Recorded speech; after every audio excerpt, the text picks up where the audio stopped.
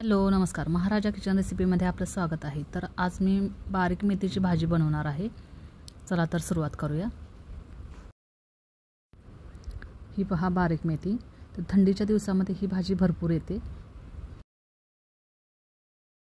तर ह्या भाजीमध्ये माती भरपूर असते, तर त्यासाठी आपण सर्वात प्रथम याचे आपण मुळे काढून घ्यायचे आहेत। हे पहा, अशी मुळे काढून टाकायची आहेत। ही भाजी उष्ण असल्यामुळे खाल्ल्याने ती शरीरामध्ये गरमी निर्माण करते।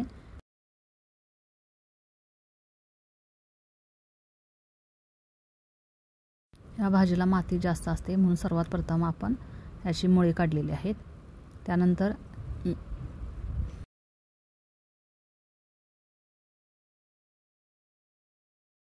अशा सर्व बांधलेल्या मेथीच्या जोड्या आपण काढून त्याला वेगवेगळे करायचे आहेत।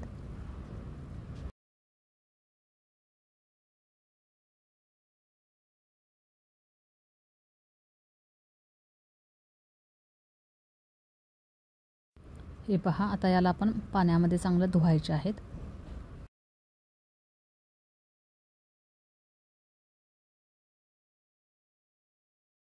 या भाजीमध्ये आता आपण पाणी घालायचं आहे आणि यामध्ये थोडंसं मीठ टाकून भाजी चांगली आपण या पाण्यामध्ये धुवून घ्यायची आहे।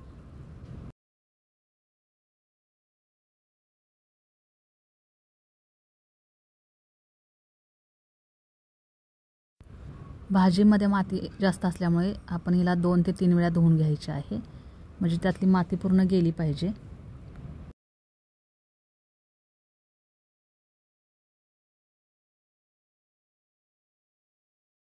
पुन्हा एकदा पाणी ओतून धुवून घ्यायचे आहे।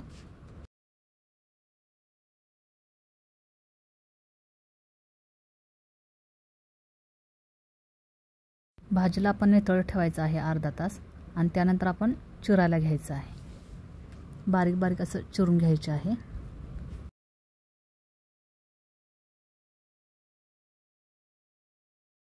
ही भाजी थोडीशी कडवट असते, म्हणून यामध्ये आपण बारीक चिरलेला बटाटा घालायचा आहे। बटाट्यामुळे त्याच्यातला कडवटपणा थोडा कमी येतो।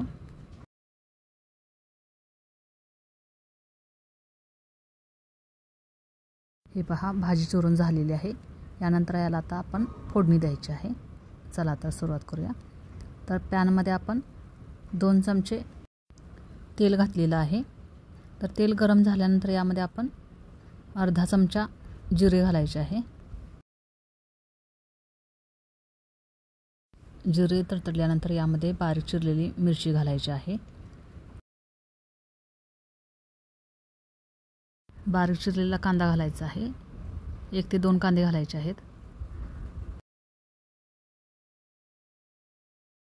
चांगले परतवून घ्यायचे आहेत। कलर थोडा ब्राऊन होईपर्यंत परतवायचे आहेत। यानंतर ठेचलेला लसूण ॲड करायचा आहे।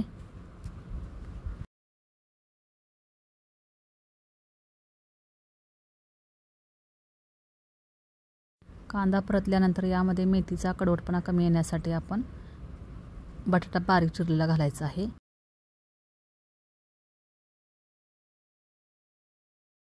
हळद अर्धा चमचा घालायची आहे। हे सर्व परतवून घेऊया।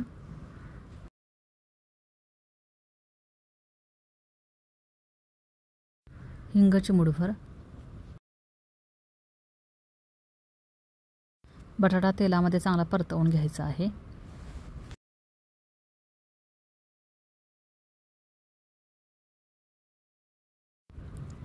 आता चिरलेली मेथीची भाजी घालायची आहे। मेथीला ऑलरेडी पाणी असतं, त्यामुळे मेथीमध्ये पाणी ओतायची काही आवश्यकता नाही आहे। तर भाजी जशी शिजत जाईल तसं तिला पाणी सुटत जातं, आणि त्या पाण्यामध्येच बटाटा शिजतो। बटाटा मोठा चिरला तर तो लवकर शिजत नाही, म्हणून मी तो बारीक चिरलेला आहे। बारीक चिरलेला बटाटा मेथीच्या भाजीमध्ये शिजून चांगला तो एकजीव होतो।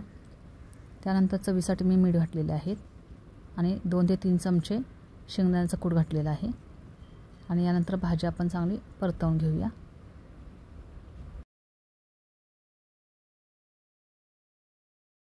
पाच ते 10 मिनिटांनंतर भाजी शिजली का ते पाहू, आणि पुन्हा एकदा याच्यावरती झाकण ठेवून भाजीला शिजू द्यायचं आहे।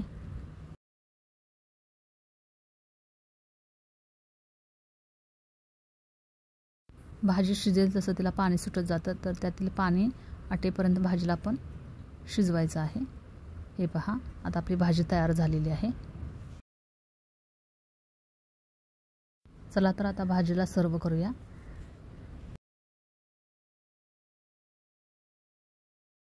ही भाजी खायला खूप सुंदर लागते. एकदा करून पहा आणि कमेंट करून नक्की सांगा ही रेसिपी तुम्हाला कशी वाटली ती.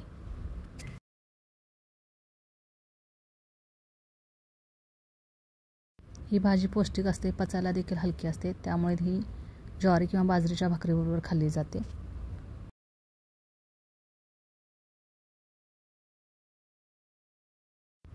आजची रेसिपी आपल्यास आवडल्यास लाईक करा, शेअर करा, सबस्क्राईब करा. बाजूलाच असलेलं बेल आयकॉनचं बटन क्लिक करा, जेणेकरून माझ्या येणाऱ्या सर्व रेसिपी आपल्याला पाहायला भेटतील. थँक्यू.